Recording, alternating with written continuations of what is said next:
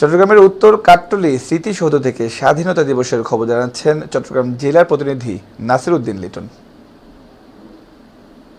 ধন্যবাদ। আপনি যেমনটি বলছেন, আমি রয়েছি এখন চট্টগ্রামের যে উত্তর কাট্টলী স্মৃতিসৌধ রয়েছেন, স্মৃতিসৌধে একটু বলে রাখি, আজ মহান স্বাধীনতা দিবস। এই দিনে 1971 সালে লাখো শহীদের রক্তের বিনিময়ে আমরা পেয়েছি স্বাধীনতা, পেয়েছি লাল সবুজের পতাকা। সেই লাল সবুজের পতাকাকে অক্ষত রাখতে প্রতি বছরের নেই এবছরও শহীদদের প্রতি শ্রদ্ধা জানাচ্ছে বিভিন্ন শ্রেণী পেশার মানুষ।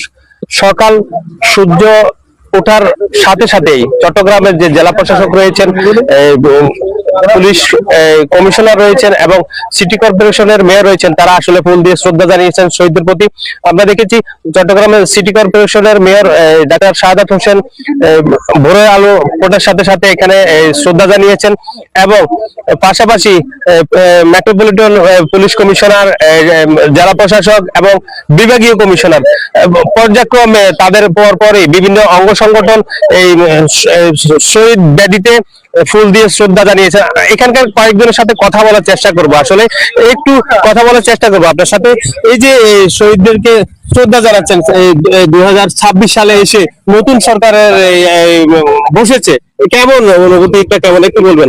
আসলে আজকে মহান স্বাধীনতা দিবস 56তে পা রেখেছি আমরা। স্বাধীনতা 56 বছরে পা রাখলাম।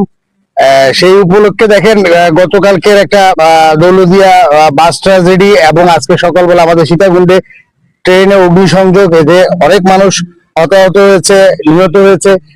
সেই জায়গা থেকে আসলে দুঃখিত।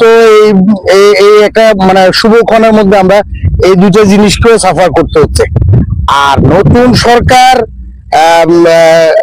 স্বাধীনতা দিবস, আসলেই স্বাধীনতা দিবস প্রতিটি সরকারেরই একটি রাষ্ট্রীয় উদযাপন থাকে। সেই অনুযায়ী এই সরকারেরও মানে সব দিক থেকে আয়োজনগুলো খুবই সুন্দর। আপনি দেখেন যে এই শহীদ মিনারটাকে যদি চিন্তা করি, অনেক সুন্দর করে সাজানো হয়েছে এবং সকাল থেকেই সবাই ফুল দিয়ে শুভেচ্ছা জানাচ্ছে, শ্রদ্ধা জানাচ্ছে।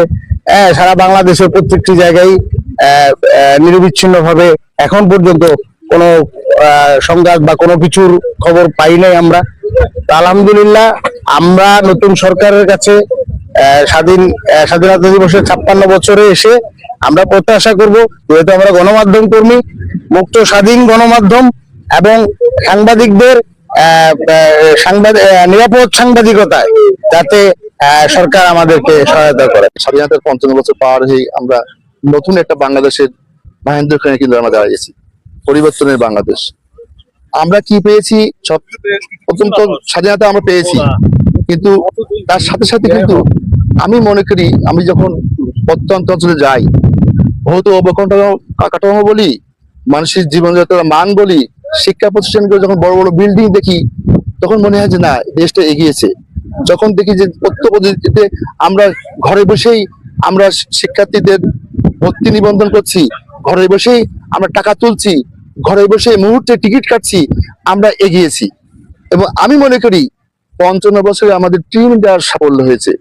আরো হয়তো পারতো, কিন্তু সেটাও কম না। এবং স্বাধীনতার পর থেকে যে যুদ্ধ বিধ্বস্ত দেশের কিছুই ছিল না, সেই দেশ কিন্তু এখন শক্ত ভিত্তির উপরে দাঁড়িয়েছে। স্বাধীনতার 56 বছর পরেও এই দেশের মানুষ কি স্বাধীন হতে পেরেছে? তেমনটি বলছে সাধারণ মানুষ।